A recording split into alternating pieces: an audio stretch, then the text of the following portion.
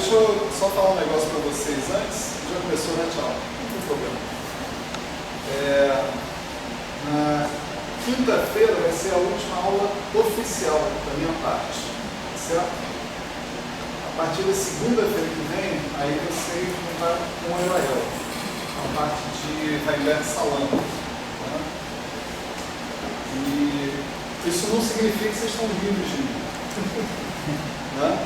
Significa o seguinte, na quinta-feira, a última aula oficial, significa que a matéria que vai ser dada oficialmente, né, no curso de PCD, vai ser cobrada até o que acontecer na quinta-feira, tá certo?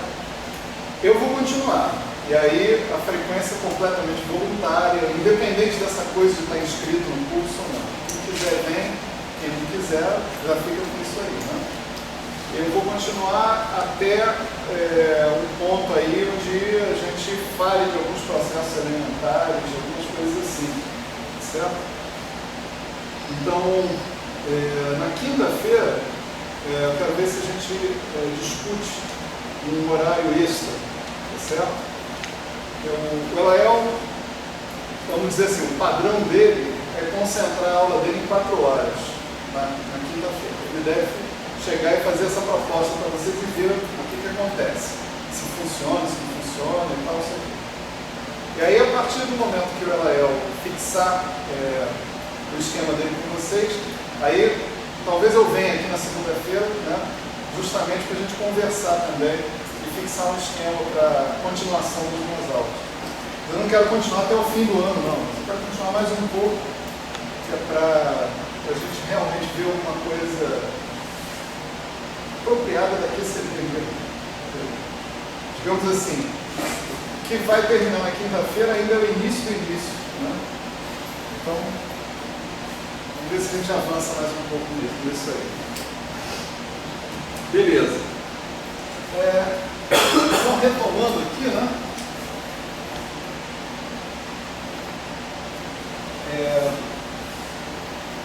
Nós estávamos preocupados com a definição, né, do funcional gerador, né, do integral funcional na presença de configurações de campos de calibre, integral sobre campos de calibre. Como é que se faz um integral funcional numa situação como essa? E a gente reparou que a integral funcional foram argumentos mais ou menos formais, mais genéricos, né? A integral funcional deveria, de alguma forma, se reduzir a uma integral apenas sobre as configurações não equivalentes por transformações de calibre, tá certo? Vezes o volume de uma órbita de calibre, né? O volume do grupo de calibre em si. Né?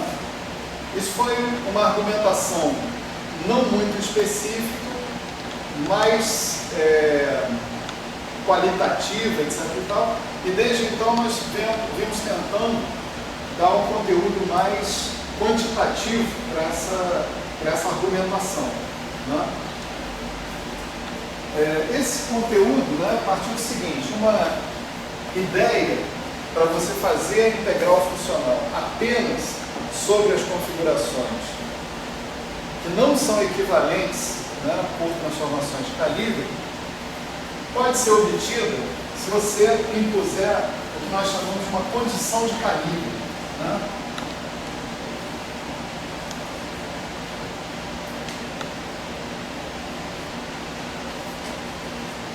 Uma coisa desse tipo. Um exemplo de condição de calibre por exemplo, calibre de Lorentz, né? Para cada um dos campos de calibre que a gente tem. Né? Esse é um exemplo privilegiado que nós vamos usar esse exemplo, né? Bastante por aqui. Né?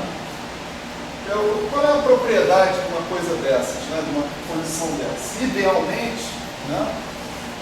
Se aqui você tem órbitas, né? Aqui você tem uma configuração AMI1, uma configuração AMI2, uma configuração AMI3, né?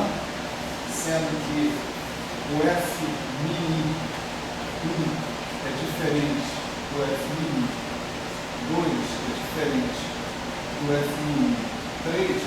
Quando eu escrevo aqui diferente, eu quero dizer que ele não é obtenível. Será que existe isso? Acho que é isso. Né? É obtível. Obtível, pelo amor de Deus. Né? Não deve ser. Ele não pode ser obtido.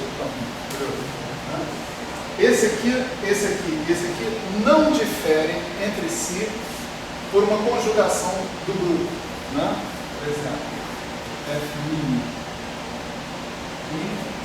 não é G F'.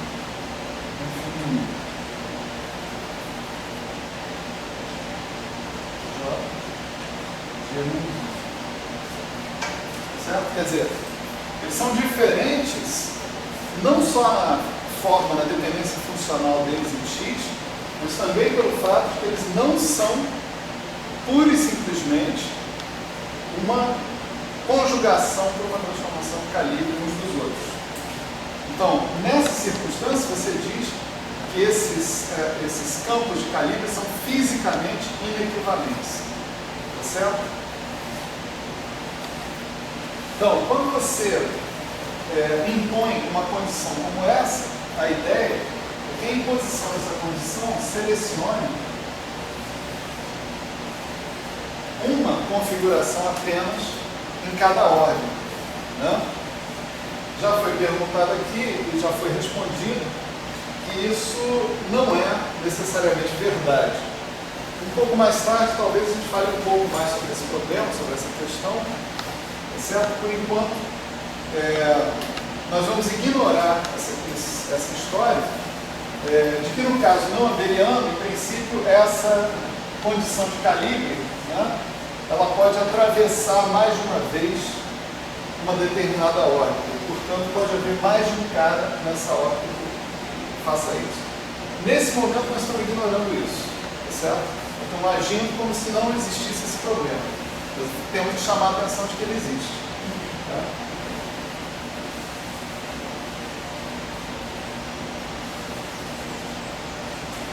Então, se você consegue, por alguma condição de calibre, né, selecionar um representante em cada órbita, ok? A ideia é que você somar sobre esses representantes. Né? Então, numa integral funcional, né, como nós chamamos integral d barra ali, que seria a integral, a soma apenas sobre representantes das órbitas, né, você poderia produzir esse efeito que a gente está colocando aqui, né, pensando numa integral convencional vezes uma delta do FA.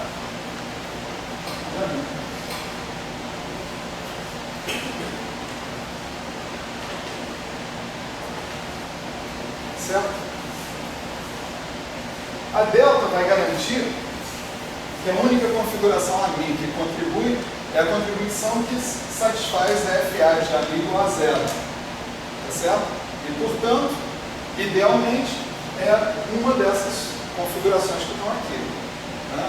Então, a soma vai envolver apenas esses caras, ou simplesmente eles, e você vai estar somando apenas sobre configurações não equivalentes de calibre, ou transformações de calibre. O ponto é que, para implementar essa ideia, né, a gente sabe que delta de f de x tem um jacobiano associado a ele. Né? Mesmo para uma função de uma variável, você tem que descontar esse jacobiano se você quiser introduzir uma delta de f de x ali. Né? Então, o nosso processo todo foi um processo de procurar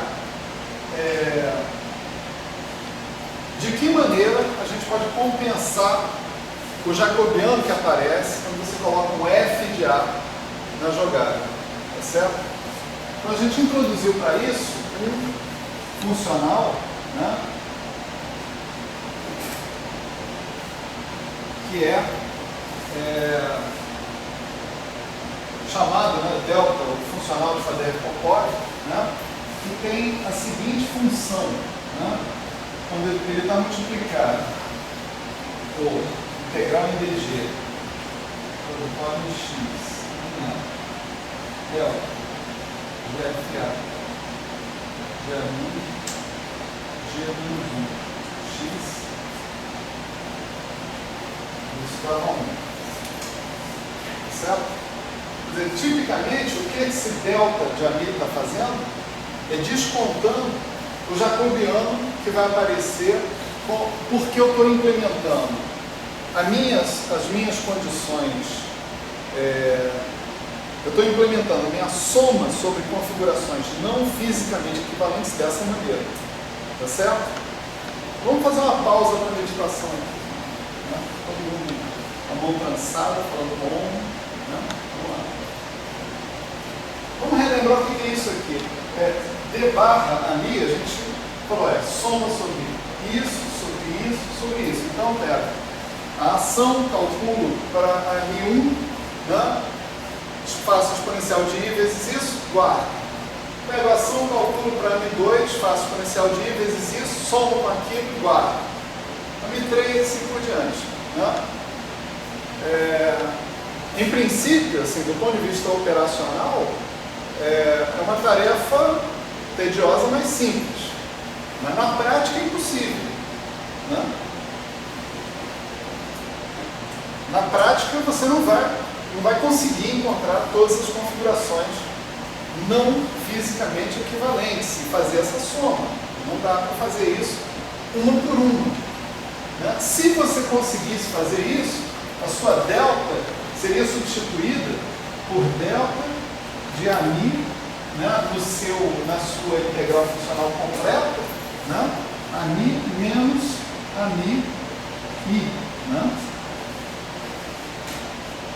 Se você conseguisse saber quem são esses AMIs, explicitamente, sistematicamente, um por um, você poderia inserir esse delta de AMI aqui, AMI menos AMI aqui, somar sobre todos os itens, e a tua integral estava definida assim.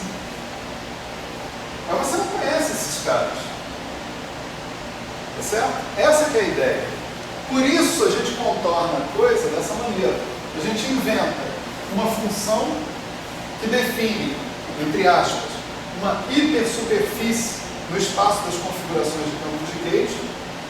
E essa hipersuperfície cruza com cada órbita apenas uma vez, também hipoteticamente. Né? E com isso, se eu colocar uma delta desse F, automaticamente eu já estou levando em consideração a soma sobre todas essas configurações não fisicamente equivalentes. É um negócio muito esperto.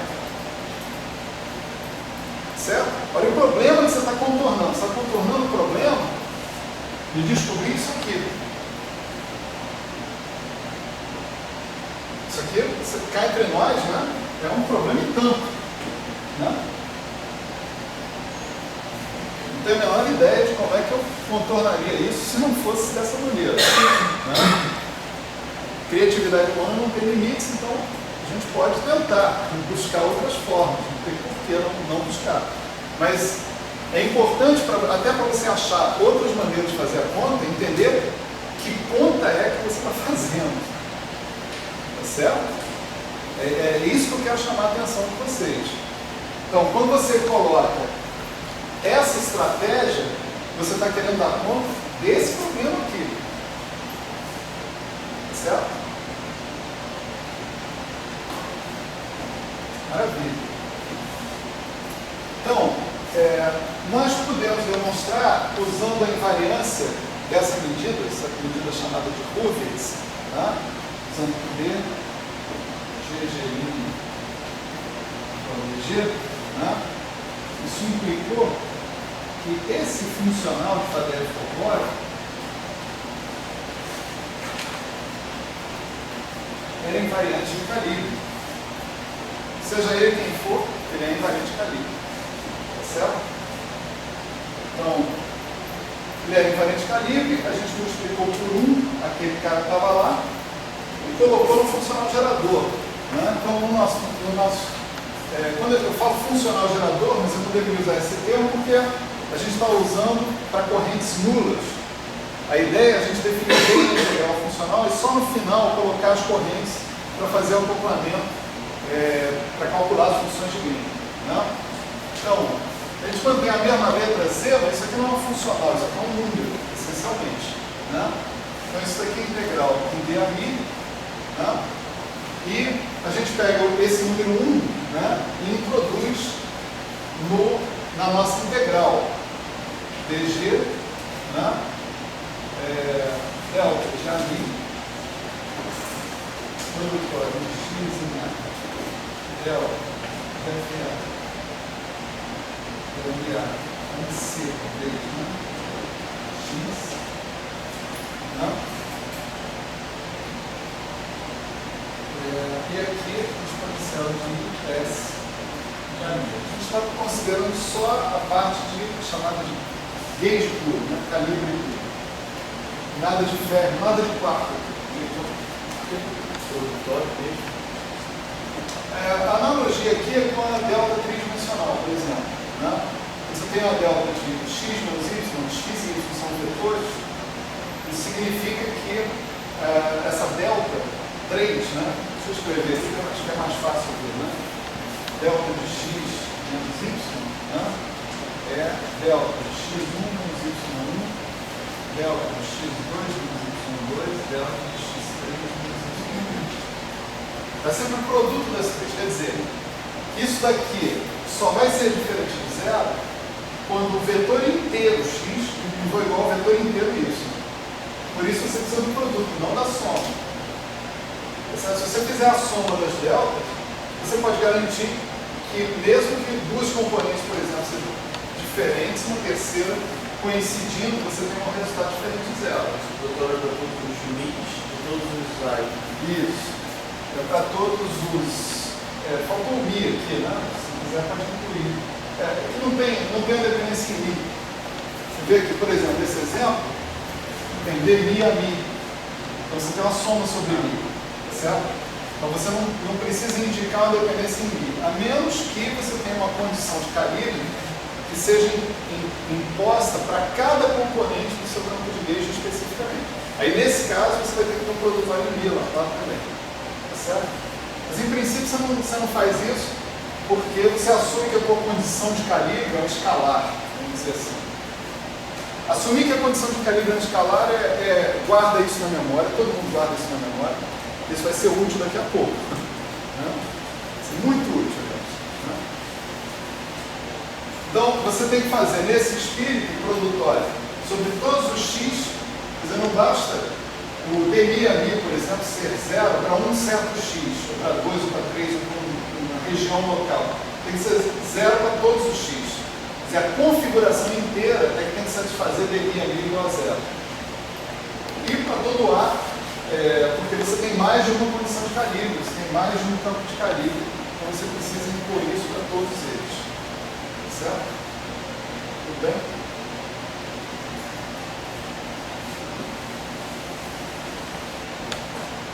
Aqui é a mi C, né? G menos 1. Né? E aí, a gente fez o seguinte, né? A gente considerou, ao invés de a mi G, a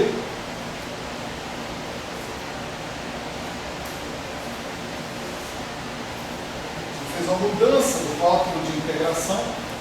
Ao invés de integrar sobre a mi, nós estamos integrando sobre a G, né? E nós usamos várias coisas aqui. Primeiro, que a medida bosônica é invariante de calibre. Isso é um dado que eu estou dando para vocês, mas é possível mostrar que a medida bosônica é invariante de calibre. Né? Segundo, que a gente mostrou antes, que o funcional de Faddeev-Popov também é invariante de calibre. Terceiro, que a gente supôs para a ação, né? Que a nossa ação é invariante de calibre. Se ela não for, não tem problema nenhum. Não tem nada de... Essa discussão toda é inócua. Tá certo? Se ela não for invariante de calibre. Né? E quarto, se você transformar a mi-g por g menos 1, o resultado é a mi transformado por g vezes g menos 1, que é a identidade. A mi transformado por identidade não é transformado em droga nenhuma. Então, com esse g menos 1, você pode cancelar um cara com o outro. Como resultado disso, né, essa integração do DG fica uma integração no vazio, né, você não está somando sobre nada que dependa de G, e portanto ela pode ser fatorizada. Né, e cancelada num fator de normalização que você escolhe adequadamente. O resultado, né, é a definição, né, do que eu conheço por D barra de amigo, do que eu defini anteriormente como D barra de amigo, certo? Então esse é o ponto que a gente chegou, né, na aula passada. Né? Isso aqui já é um grande progresso, né? Porque para entender o que é o tal D barra de amigo, agora eu tenho que entender o que são esses dois elementos, o delta de amigo e o delta de FA de amigo. Tá certo? A gente vai ver que a gente consegue, de fato, entender bem tanto um elemento quanto o outro. Tá certo? Está claro aqui até esse momento? Tem mais perplexidades aí, dúvidas? Eu insisto com vocês que não é um assunto, né, simples de ser tratado. Certo? Quer dizer, não estou querendo enganar ninguém e dizer, isso aqui é um negócio, né, isso é molinho, facinho. Não é. De jeito nenhum. Né? Exige um pouco de ginástica mental, de boa vontade para perceber o trabalho FADERV do Popó. Né? Ao mesmo tempo, eu acredito firmemente, é por isso que eu estou dando aula disso, que isso seja compreensível. Né? Isso é compreensível, mas isso demanda esforço. Não é uma coisa simples. Né? O ponto é, por isso que está aqui, nós arrumamos um jeito de dizer o que significa esse D barra de amigo, que era o nosso problema original. Certo? Nosso problema original era esse. Então agora vamos mais para frente ainda no tal do D barra de amigo. Né? O que significa o D barra de amigo? A gente tem duas coisas então para entender melhor. Isso e isso. Certo? Vamos começar por esse cara que está aqui. Certo? Então, o delta de amigo, o que eu tenho para poder calcular o delta de amigo? O que eu tenho para calcular o delta de amigo é essa relação que está aqui. Essa relação diz que se eu calcular essa integral funcional, o resultado que eu obtiver aqui é o inverso do que eu tenho para o delta de amigo. Tá certo?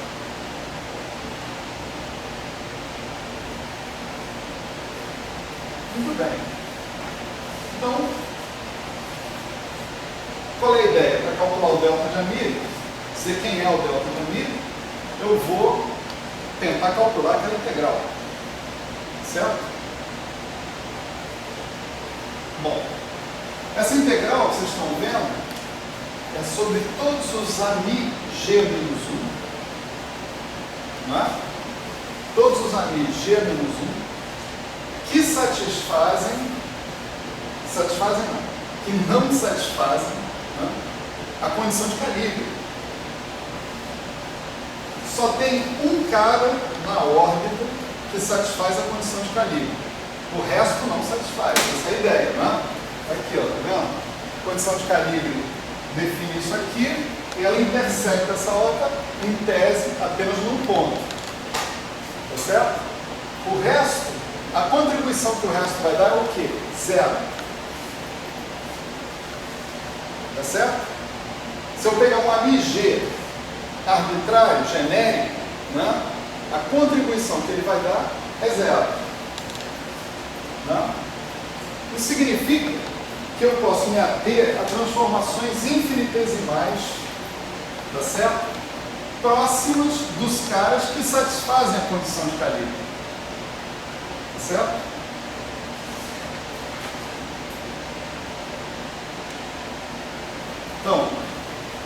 eu posso pensar o seguinte, que o FA de AMI C, por exemplo,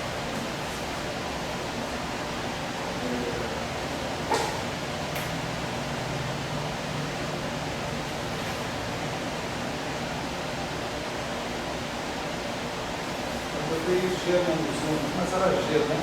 Se não me engano, acho que era G diretamente. FA de MG, X, né?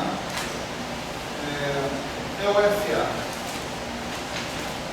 de MC, X, mais a integral em DY, de 4Y, né? A minha notação é essa.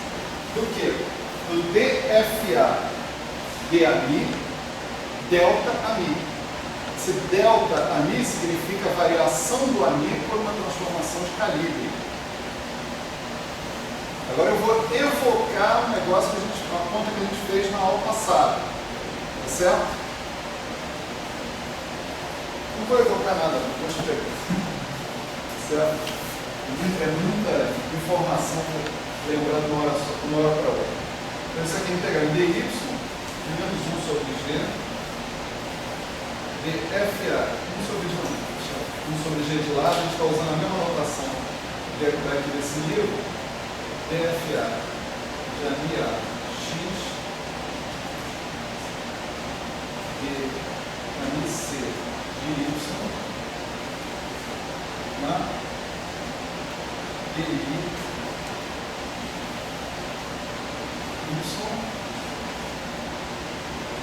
AD delta B de Y. Isso que está aqui era o delta AMI, né? Tá certo?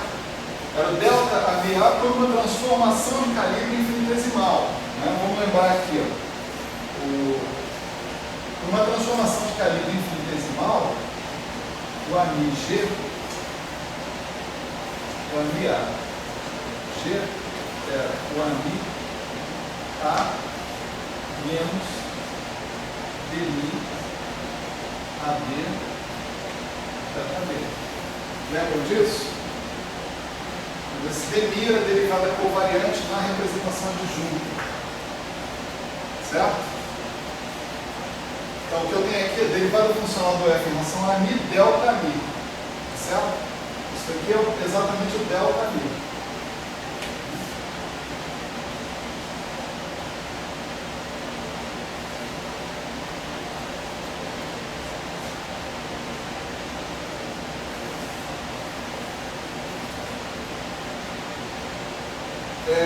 Na aula passada, a gente verificou o seguinte. A gente fez uma conta que formalmente era a mesma coisa que essa conta, só que ela era um pouco diferente da seguinte maneira. Eu queria saber, se eu tivesse uma configuração que não satisfizesse a condição de calibre, eu queria saber sob que condições eu sempre poderia fazer uma transformação de calibre e chegar na configuração que satisfaz a condição de calibre. Então, essa é uma condição de atingibilidade, certo? Então, a gente partia de uma configuração que não satisfazia, fazia uma transformação de calibre para chegar numa configuração que satisfizesse. A gente fazia exatamente isso daqui, só que os papéis estavam trocados, tá certo? Nesse caso agora, essa é uma configuração que não satisfaz e ela difere infinitesimalmente de uma configuração que sim satisfaz, mais uma transformação de calibre. A condição para que essa configuração pudesse ser atingida por uma transformação de calibre, então, era que o determinante desse operador, que está aqui, que a gente chama de NAD de XY, tá certo? O determinante desse cara fosse diferente de zero. Certo? Então eu sei que esse cara, graças à análise que eu fiz na aula passada, sobre atingibilidade, eu sei que para que aquela condição FA seja uma boa condição de calibre, é preciso que o determinante desse operador, que é obtido a partir dos FAs, seja diferente de zero. Certo? Então agora a gente congela o que a gente viu na aula passada, só lembra disso, que esse operador é um operador não singular, ou seja, tem determinantes diferentes de zero, né? E voltamos para o nosso contexto. O nosso contexto é o seguinte: eu estou considerando o f de AMIG, que está dentro da delta funcional que eu quero colocar na minha integral funcional. Esse f de AMIG, ele difere infinitesimalmente do AMI que satisfaz a condição de calibre dessa maneira. Mas se esse AMI satisfaz a condição de calibre, então esse cara aqui é zero. Tá certo? De modo que o resultado que eu tenho aqui é o seguinte: o integral dy de m a b xy θ b de y. Tá certo?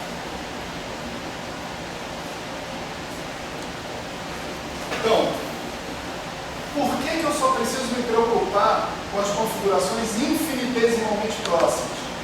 Porque o resto, todas elas vão dar zero. Aliás, até as infinitesimalmente próximas vão dar zero. Né? Quem não estiver exatamente aqui em cima, dá zero. Né? A delta diz que só quem satisfaz aquele cara que está ali, né, é capaz disso. Aqui está, inclusive, uma pista para a gente considerar por que o método de Faddeev-Popov funciona, apesar das cópias de Gribov. Né? Porque as cópias de Gribov, quer dizer, as configurações que satisfazem a condição de calibre e moram na mesma órbita, elas não são infinitesimalmente diferentes dessas outras. Então, elas vão definir o que você chama de regiões de integração, que são chamadas regiões de Gribov. Primeira região de Gribov, segunda região de Gribov, assim por diante, dependendo de quantas vezes a sua superfície de calibre intersecta a sua órbita. Tá certo? E você pode mostrar, né, que tudo funciona muito bem se você se restringir à primeira região de Gribov. Você tem que saber como fazer isso. Há uma maneira de fazer isso, mas o curso não é sobre isso. Então a gente vai imaginar o seguinte: há uma solução para esse problema, só que nós não vamos abordá-lo. Certo? Só uma dúvida. Essa condição F é sempre senhora? No princípio é assim. Não perguntei isso. É nesse sentido, o número de hipóteses é sempre Então, essa questão de cortar aí para a próxima. Sim, uma visão bem simplista da coisa. Você dá a voltinha e depois vai para frente. Para seguir adiante, corta uma vez para poder voltar no caminho. Mais duas ou não? Para ir e voltar. Eu acho que o meu desenho está dando essa ideia, né? Mas eu preciso entender que a topologia, né, do espaço das configurações de campo de rede pode ser bem mais complicado do que isso. É impossível de responder a sua pergunta. Eu pelo menos não tenho a menor ideia. Né? Tipo assim, se fosse um negócio tão simples quanto isso, eu tenho a órbita, o cara corta uma vez, ele tem que voltar, etc. Aí tudo bem. Mas, em princípio, não dá para afirmar. Depende de saber assim, como é a ordem, né? Como é que funciona isso. Então, olha só, vamos considerar essa integral, né, que está aqui, nessa situação. Nessa situação, a minha integração funcional, tá certo? Sobre o G, ela se reduz à integração sobre os tetas, sobre esses caras que estão aqui. E quem é o G? Que função é o G? Exponencial de I, θA, TA, θA de X. Então, se eu integrar funcionalmente sobre todos os tetas, eu estou implicitamente integrando funcionalmente sobre todos os Gs. Tá certo? Então eu posso tomar isso como uma definição da minha medida e dizer que essa definição dessa medida é invariante de Hurwitz, né, é um fato, embora eu também não vá demonstrar ele aqui. Né? Então o que eu estou chamando de integral em dg, tá certo? Eu vou colocar como integral funcional, sim, mas sobre dθ. O que aparece aqui? Aparece o produto em x em a delta do FA de AMG. O FA de AMG nós acabamos de considerar aqui e ele dá esse objeto aqui, integral dy MAB xy θB de y. Considerando esse cara. Né? Bom, como é que eu resolvo uma integral funcional como essa? Eu faço uma mudança de variáveis, certo? Eu chamo isso que está aqui de θA' de x, tá certo? O resultado é que a minha integral funcional vem integral sobre dθ. Então, aqui só para manter em cima, linha de x, eu vou ter uma delta de θ' de x, produtória sobre todos os a, sobre todos os x,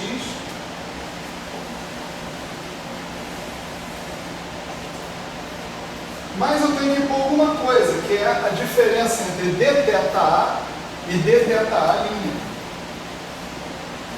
Atenção, aqui eu estou fazendo uma mudança de variáveis.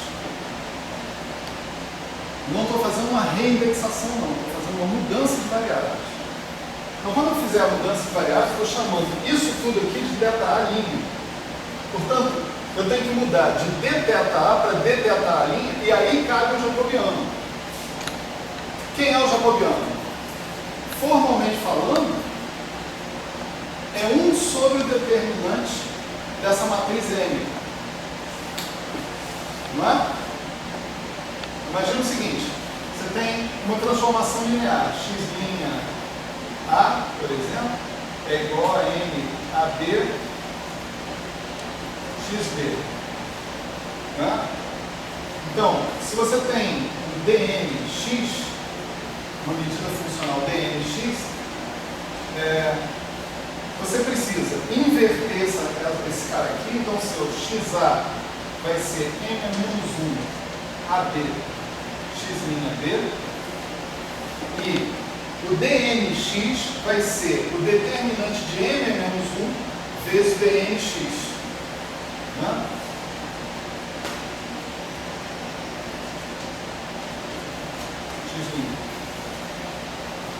Se eu tivesse uma integral multidimensional, de dimensão finita, né, você esperaria que aparecesse esse fator quando você fosse de dnx para dnx'. Certo? Nós vamos aplicar a mesma lógica. Nós estamos numa integral funcional e vamos tratá-la como uma integral normal, só que com um número infinito contínuo de dimensões.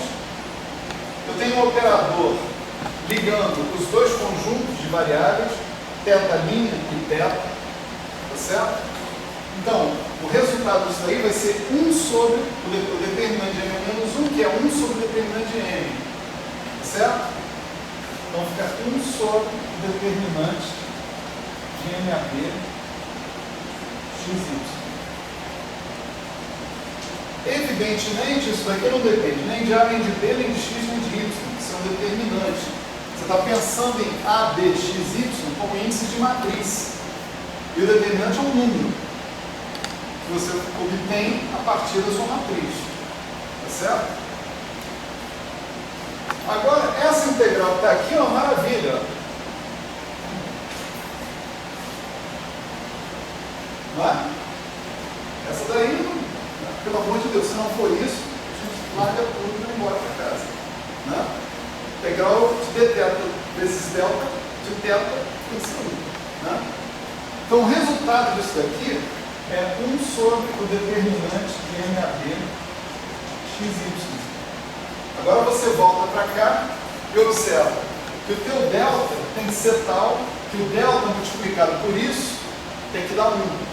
Portanto, seu delta, seu funcional de Fourier-Popov, tem que ser exatamente o determinante do MAB.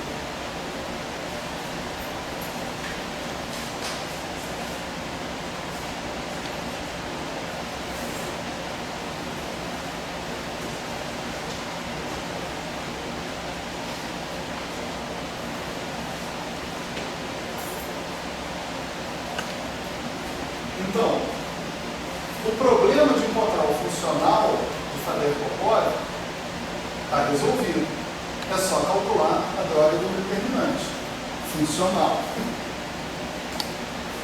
Parece que não tem fim a agonia, né? Muita agonia para o ser humano só. Né? Fala assim, nossa, finalmente o cara chegou num lugar razoável.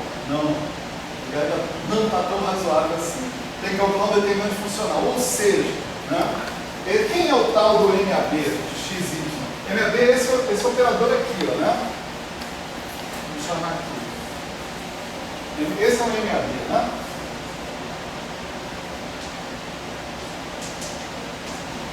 Então você vê que o MAB, dependendo de quem é o FA, né?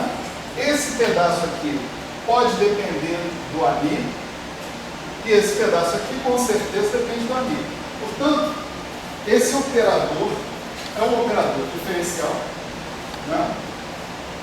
Que depende da configuração de gauge em particular que a gente está considerando. Certo?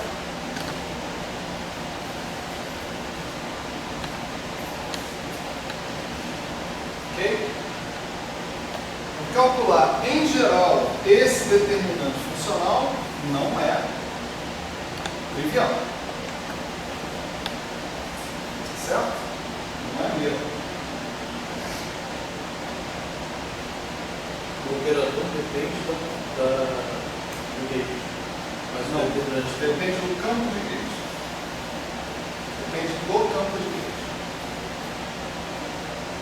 O determinante do operador não depende do gauge. Se você pegar, o operador depende do campo de gauge. Então, se você quiser, você faz uma transformação de gauge do seu operador. Né? Mas quando você calcula o determinante, isso tem que morrer. Tá certo? O funcional de Fourier-Popov é que tem que ser invariante de gauge. Isso significa que não é o operador que tem que ser invariante de gauge, mas é o determinante. Então, se o seu operador, por exemplo, ele funcionar como covariantemente por transformações de calibre, né, G, alguma coisa de N-1, isso é um cara invariante perante o cálculo determinante.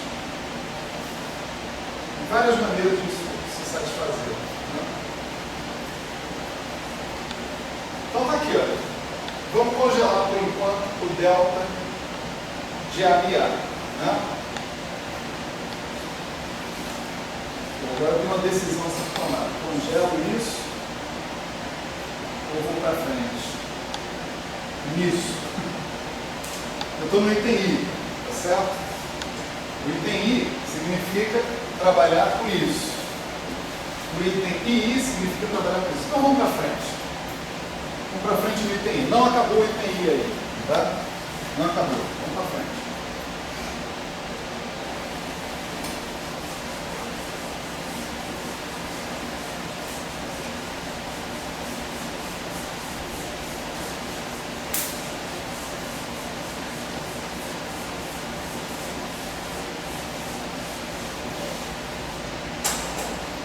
Agora eu invoco, a gente está lá na cozinha, estamos cozinhando, vamos fazer uma receita, e aí mandaram separar os ovos, bata os ovos em clara e separe, não é isso?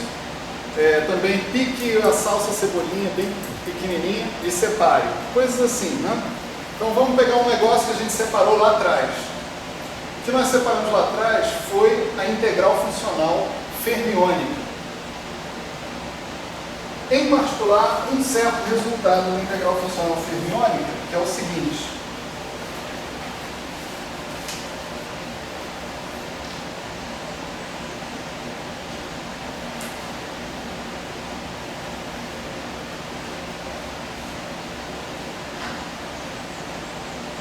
A gente lembra desse resultado aqui, ó, integral sobre dpsi barra, ou sobre dpsi barra dpsi, tanto faz, aí depende da definição que a gente utilizar, é exponencial de integral dpsi barra operador psi, né? Isso é determinante do operador. Lembram disso? Isso a gente tinha garantido se esses caras aqui fossem campos de Grassmann, né? Campos anticomutantes, campos clássicos anticomutantes. Aí a gente mostrou isso para 2 dimensões, deu um argumento de por que seria legal para n dimensões e finalmente impôs que isso acontecesse em dimensão infinita contínua. Tá certo? É claro que em dimensão infinita contínua, esse cara é um operador com índices contínuos, né? Aqui seria psi de x, psi de pó de xy, psi de y, né? No princípio. Mas aí você tem um determinante de um operador, que é uma matriz atuando no espaço de infinitas dimensões, contínuas, etc. e tal. É claro que tem singularidades aí no meio dessa história. A gente vai esperar que a gente consiga sempre tratar essas singularidades usando regularizações convenientes. Em geral, esse não é o grande problema do determinante, não. Os problemas dos determinantes vão vir em outros momentos, né? Mas o que eu chamo a atenção aqui é o seguinte, aqui a gente tem um determinante aqui para lidar também. Né? O delta que aparece aqui vai ser um determinante, certo? Uma maneira de eu lidar com esse determinante é eu introduzir campos fermiônicos auxiliares. Ou seja, campos que não fazem parte absolutamente do meu modelo, que só estão presentes para que eu consiga representar o determinante como uma integral funcional.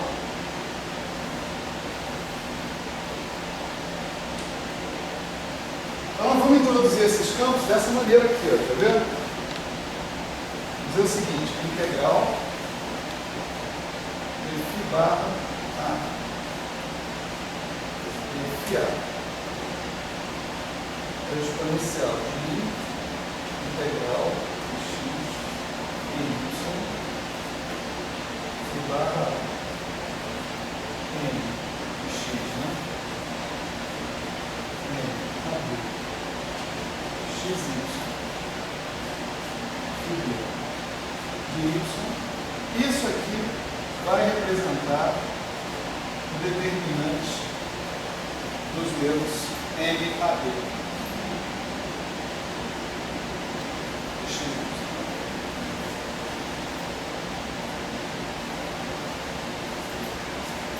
Isso aqui é o análogo dessa fórmula que está aqui quando eu tenho índices a mais associados com os meus campos fermiônicos, com o meu operador, né? Se o meu operador tivesse índices matriciais, além dos índices x e y, eu teria que introduzir mais campos fermiônicos para calcular o determinante, levando em consideração esses índices matriciais também. Tá certo? Bom, quem é o n, finalmente? Né? Para calcular o n, eu preciso saber quem é o f. Tá certo? Bom, vamos tomar o f como sendo dmi a mi, né?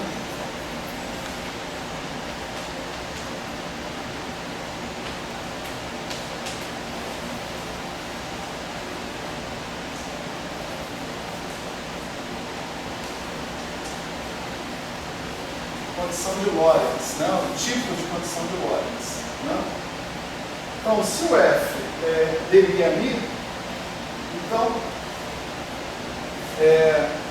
df d a mi vai dar dmi da delta, certo?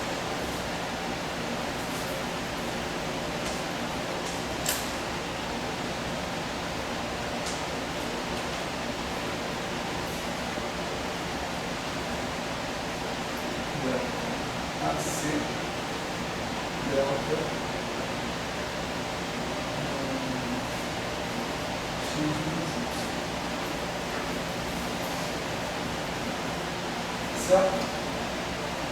E esse dmi está aparecendo aqui é um dmi x, né? Em relação à coordenada x. Joga junto com a derivada covariante que está ali, né? E você vai ver o seguinte, que o seu n, ele se torna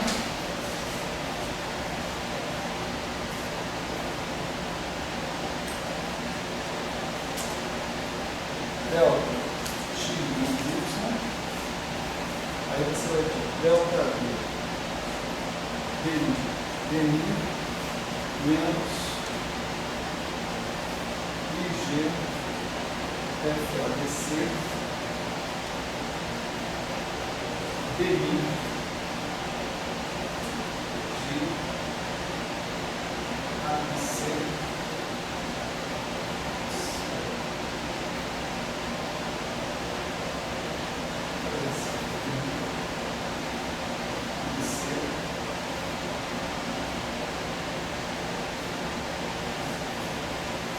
certo? Porque você tem o dmi atuando no suporte da delta, você pode fazer uma integração por partes, fazer o dmi atuar na derivada covariante, aí o dmi vai atuar na derivada covariante. Eu estou colocando esse parênteses aqui, dizendo o seguinte, que esse dmi atua no ami e também no que vier na frente. Talvez seja melhor escrever assim, né?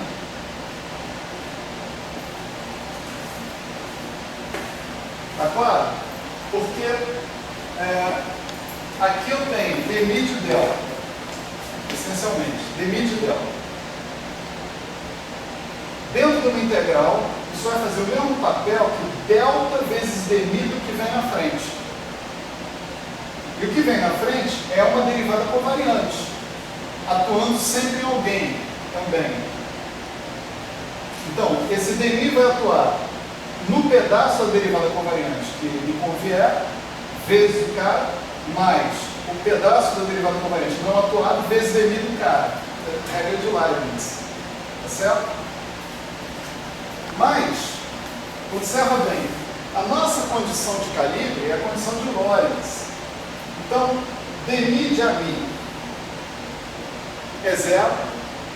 Nós podemos supor que os campos que estão aparecendo aqui nesse M são os campos que satisfazem a condição de gauge, condição de calibre.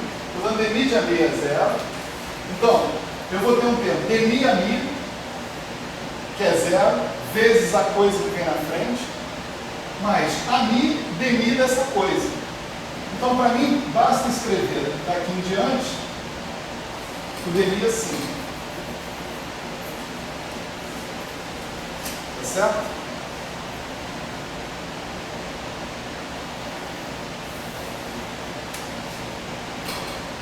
Então esse é o nosso operador, né, que comparece no determinante Faber-Topólico. Esse é o cara que está lá. Resultado, essa ação que está aqui, né,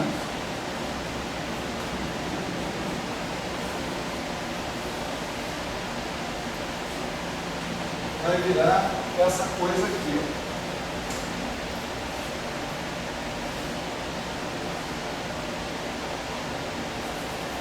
Eu tenho uma delta x menos y na frente de cara, que isso vai matar a dependência em y, né, em relação à dependência em x. Eu posso fazer mais uma integração por partes na história e vou obter o seguinte: menos dmi barra dmi A mais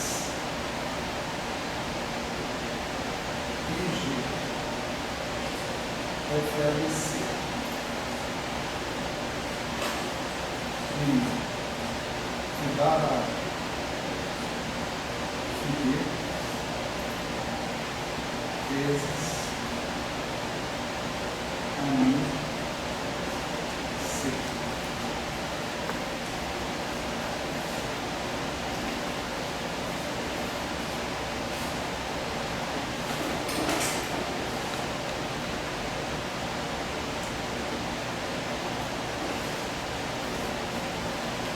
Olha só que interessante. Eu troco dessa maneira a tarefa de calcular um determinante funcional, que é o determinante do M, pela tarefa de fazer essa integral funcional. Essa integral funcional é uma integral funcional quadrática nos campos φ.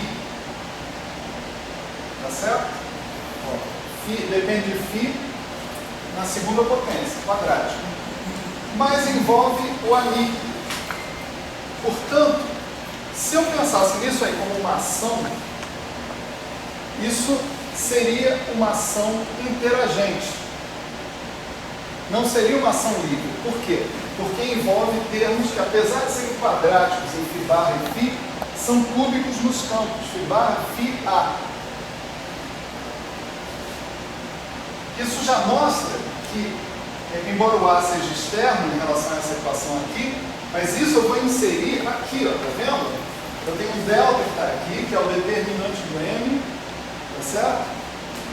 Então eu vou colocar aquela integral aqui, portanto o A também é quântico, também está sendo integrado funcionalmente. Portanto, eu estou introduzindo novos campos com interação com o campo AMI, no meio da minha teoria. Eu estou trocando a tarefa de calcular um determinante funcional por colocar termos a mais na minha ação. Ok? Que são esses. Esse termo e esse termo.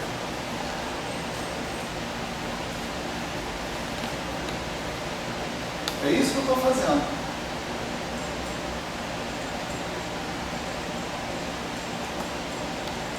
Calcular o determinante funcional não era moleza. Troquei por um problema que também não é moleza, que é uma teoria de campo interagente. Só que tem uma diferença. Essa teoria de campo interagente, eu uso os truques que eu ensinei para vocês lá no curso de verão, e eu posso definir uma teoria de perturbações para ela. Eu posso definir uma parte livre, que é isso aqui, e uma parte de interação, que eu tiro do funcional gerador livre e faço as contas normalmente com ela. Esse negócio aí, portanto, é tratável. Tá certo? Ou seja, com essa receita a gente consegue lidar com o determinante funcional que a gente tinha que calcular. Qual o preço a pagar? Tem um preço. Né? O preço a pagar é para introduzir esses campos, φ barra A, φ A. Que diabo de campos são esses? São campos fermiônicos, não é? Tem que ser campos fermiônicos. Porque se eles forem campos bosônicos, aí tem um resultado, usando campos bosônicos, que diz que essa integral funcional aqui, com campos bosônicos, dá o inverso do determinante. Se dá o inverso do determinante, não me serve. Tá certo? Porque eu preciso do determinante, não do inverso do determinante. Se eu botar aqui, então o determinante é 1 sobre essa integral funcional, também não me serve. Porque aí eu vou ter que colocar a integral funcional no denominador dessa integral que está aqui, Deus me livre. Não sei nem por onde começar a fazer essa conta. Certo?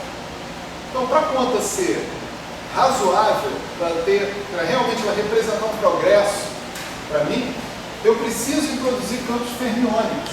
Eu preciso que φ A e φ barra A sejam fermiônicos. Mas olha o termo cinético desses campos. Olha esse termo aqui. Ele é exatamente um termo cinético, com o sinal trocado, de campos bosônicos. Então tem um grande paradoxo aí na minha frente. Eu tenho campos fermiônicos, φ A, φ barra A, que vão ter um propagador bosônico, e ainda com o sinal errado. Esse propagador bosônico com sinal errado desses caras é a forma incorreta de você quantizar um férmio. Férmions têm que ser quantizados com uma ação que gere a equação de Dirac. Tá certo? Para mais detalhes, ver curso de métodos teóricos para física de altas energias no ano que vem. Tá certo? Ou na web, né? Na internet, aprenda net, não é? Professor global. Pagando. Né? Para mais detalhes isso. Então, o único jeito consistente de eu quantizar férmions é usar uma ação livre que reproduz a equação de Dirac. A ação livre desses caras não reproduz a equação de Dirac, reproduz a equação de Klein-Gordon, sem massa. Vai dar merda. Não tenho dúvida. Em particular, que tipo de merda vai dar? Vai dar estados com norma negativa no espaço de Hilbert. Estado de norma negativa quer dizer o quê? Quer dizer que se eu pegar e calcular a norma desse estado, dá um número negativo, mas a norma do estado não está associada com uma probabilidade, não é? E ela, portanto, não tem que ser sempre positiva? Sim, a resposta é sim para todas as questões. Portanto, esses estados não são fisicamente razoáveis. Eles são chamados de fantasmas por causa disso. Certo? Então, um campo fermiônico quantizado com uma ação que contém um termo como esse, vai dar estados que são fantasmas, são estados de norma negativa. Certo? Não tem problema nenhum. Em princípio, não tem problema nenhum. Né? Por quê? Porque o problema estava completamente ausente aqui, nesse canto. Isso vem da representação que você colocou o problema em questão. E é possível mostrar, novamente, mais uma daquelas coisas do curso que a gente fala, é possível fazer, né? Mas não faz. É possível mostrar que a presença desses estados de norma negativa é absolutamente essencial para cancelar estados correspondentes que se propagam dos campos A, que também tem norma negativa. Atenção, os campos A, né, são campos vetoriais sem massa. Bolão. Quantos graus de liberdade tem um campo vetorial sem massa? 10 segundos. Alguém responde? 9, 8,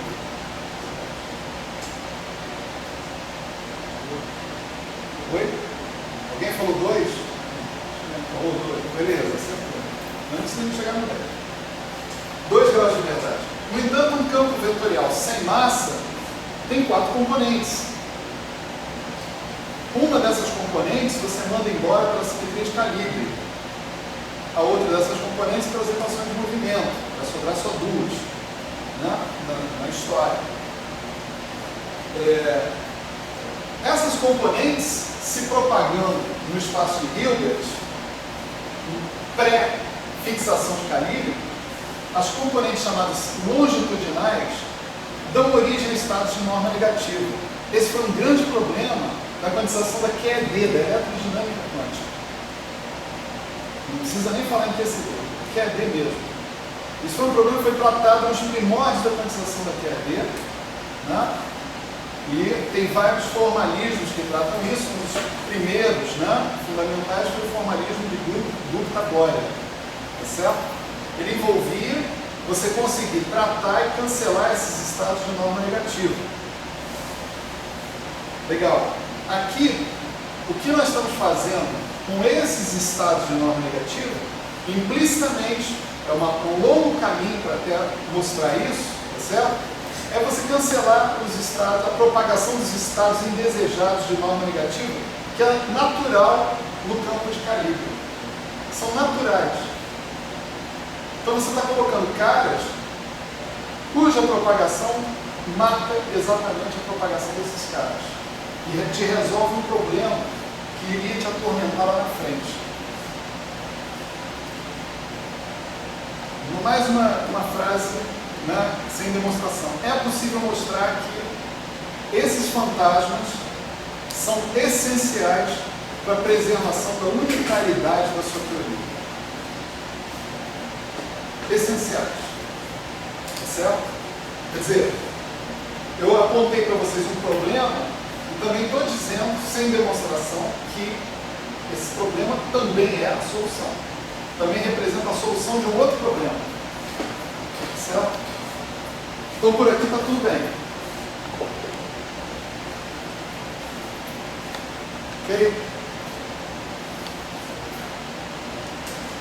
Vamos tratar então o ponto 2. Esse ponto que está aqui. Tá certo? Vou tratar o ponto 2.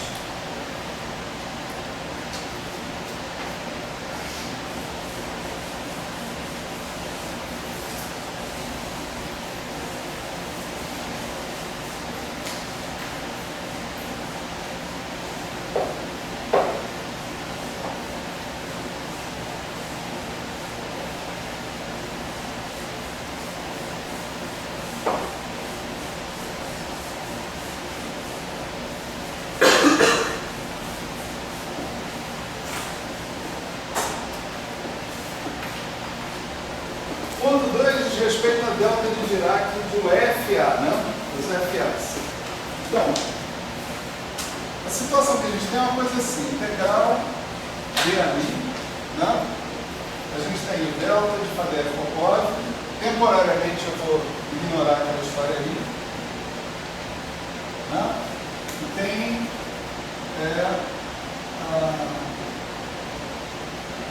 o plano X em A, delta de FA X, né? Exponencial de I, S grande. Né? A ideia é a seguinte: eu posso usar qualquer condição de calibre que eu queira, não posso? Em tese, né? Tudo que eu tenho que fazer é colocar o funcional de Faddeev-Popov adequado. Se eu mudar esse cara aqui, eu tenho que mudar esse cara aqui. Né? Se eu tiver um F, eu tenho um delta que implicitamente vai ser determinante do M e o M envolve o F. Não é isso?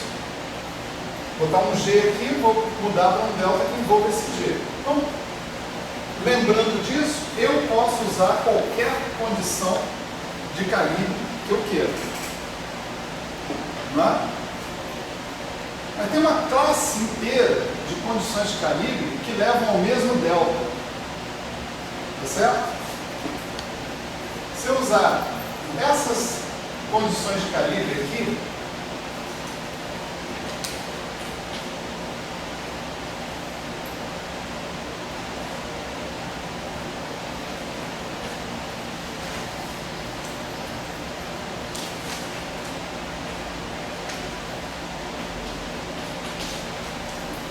vocês concordam comigo que elas levam exatamente ao mesmo delta de Faddeev-Popov? Porque o delta de Faddeev-Popov, né, é o determinante do M, e isso é o determinante do quê? dFA. dA, né?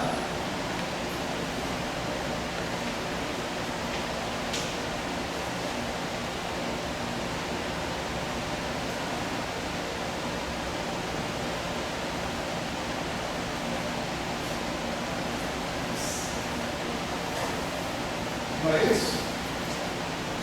Então aqui envolve uma derivada do FA em relação ao AMI. Mas se eu, ao invés de usar o F pequeno, uso o F grande, a derivada do F grande em relação a AMI é a mesma derivada do F pequeno em relação a AMI. Porque esse cara aqui, em princípio, é uma função fixa. Não depende de AMI. Tá certo? Então, se eu começar com FA ou com FA menos C ou mais C, tanto faz, eu chego exatamente no mesmo lugar. Portanto, se eu botar menos C ou mais C aqui,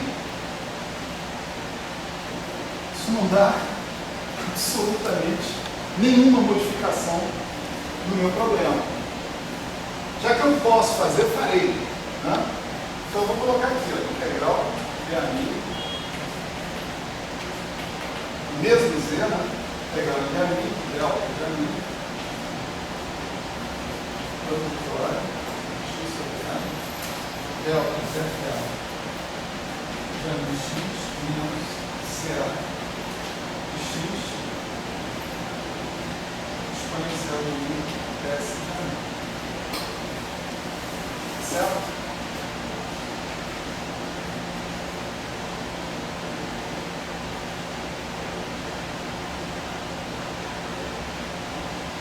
Bom, esse cara aí é independente de C, tá certo? Foi mais ou menos o que eu acabei de comentar.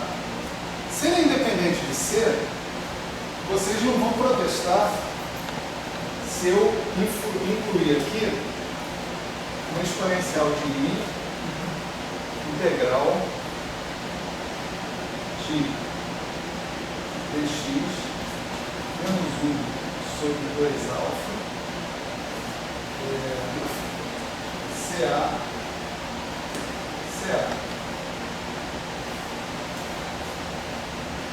Alguém vai protestar? Só dividir, né? Por esse cara. Multipliquei e divido. 1 sobre.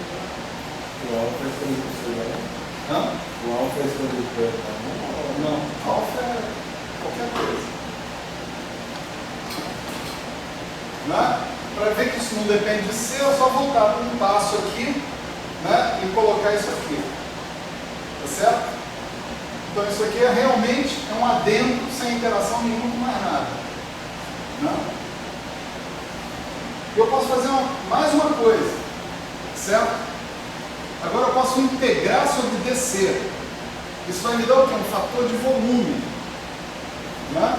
Um fator de volume não, vai me dar, se eu integrar sobre DC, em princípio, vai me dar integral sobre DC exponencial. Isso aqui é um certo número que eu não sei quanto é, mas que também não me interessa. É um número, eu divido por esse número. Então eu vou integrar sobre DC.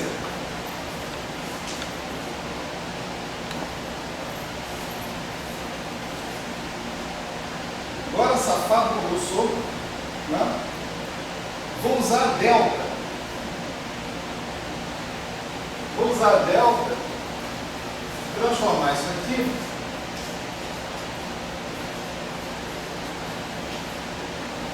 né? Vou usar a delta na integração sobre C. Então, onde tem C, eu vou substituir por FA de AMI. Então, isso aqui vai dar exponencial de I, S de AMI, exponencial de I, integral de dx, de menos 1 sobre 2 alfa, FA,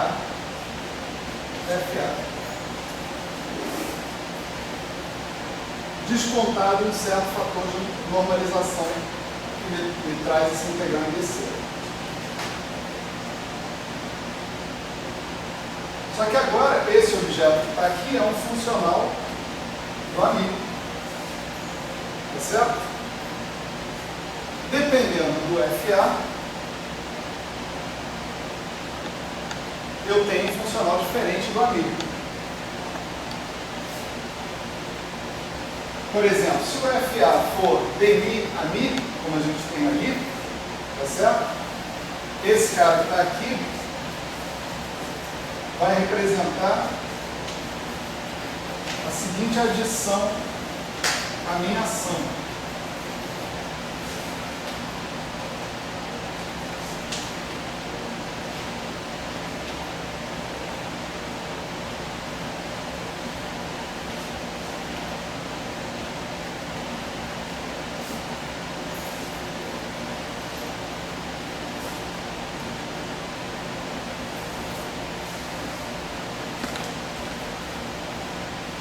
Esse termo, portanto, a presença dele dentro da minha...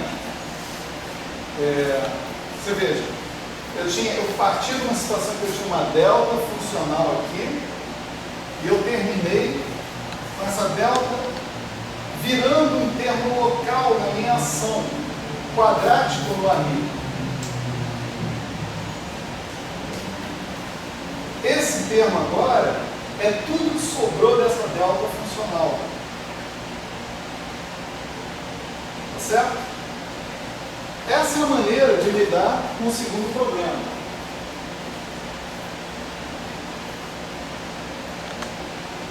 Ok? Resultado. A ação que agora leva em consideração o determinante de Faddeev-Popov, né? E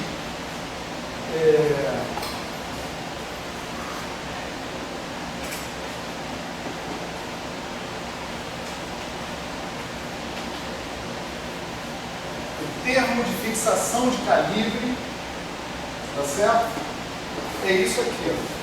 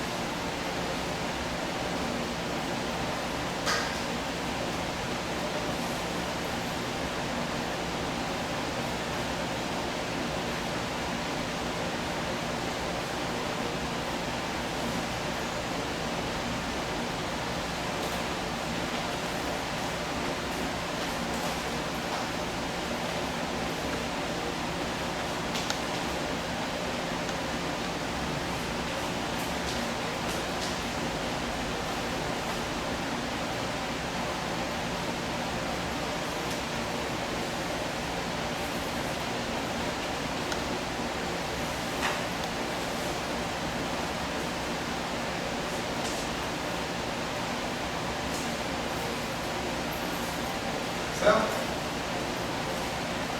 A sua teoria agora, do nosso Z, ele é integral em DAMI.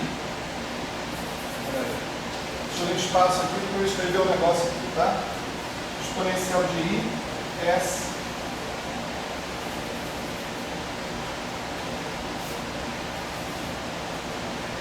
CDQ, DAMI.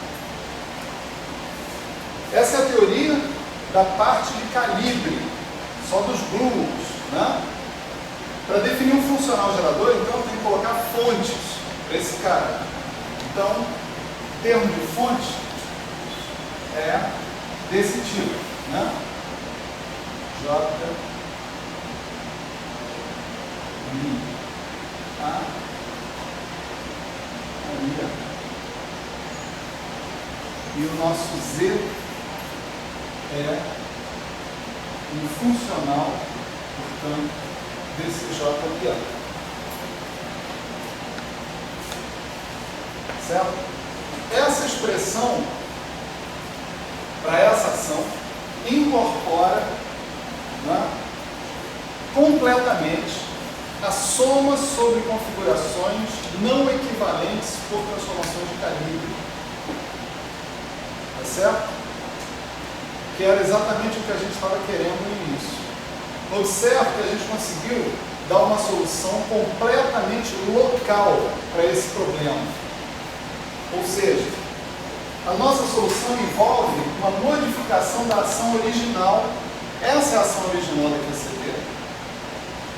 A modificação da ação original envolve a parte de fantasmas, que vai dar conta do determinante Faddeev-Popov, e essa parte aqui que vai dar conta da fixação de calibre. Tá certo? Em termos de fixação de calibre. Se eu integrar sobre essa ação, você vê que essa ação não possui simetria de calibre. Esse termo que está aqui não é um termo simétrico por transformações de calibre.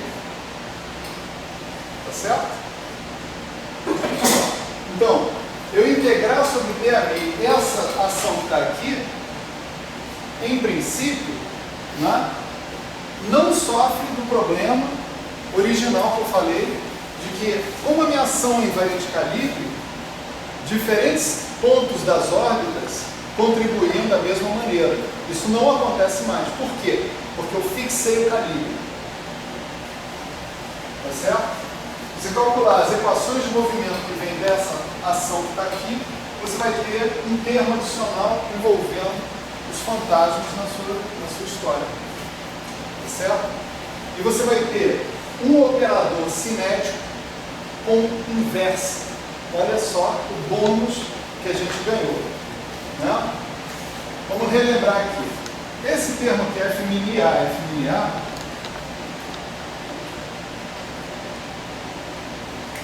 ele possuía um pedaço que era assim, né?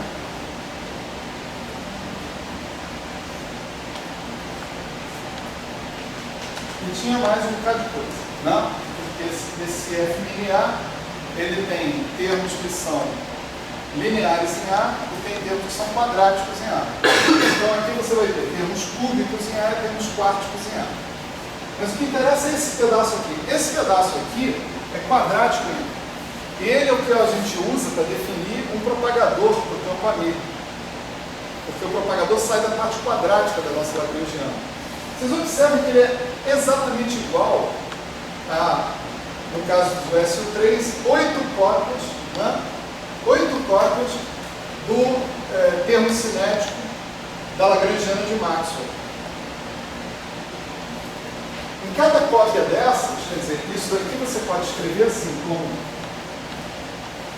AMI,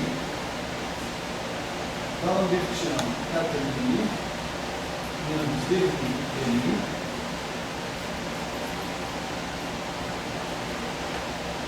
mas isso. E aí, lembra aquela conta que a gente fez 2 aulas atrás? Né?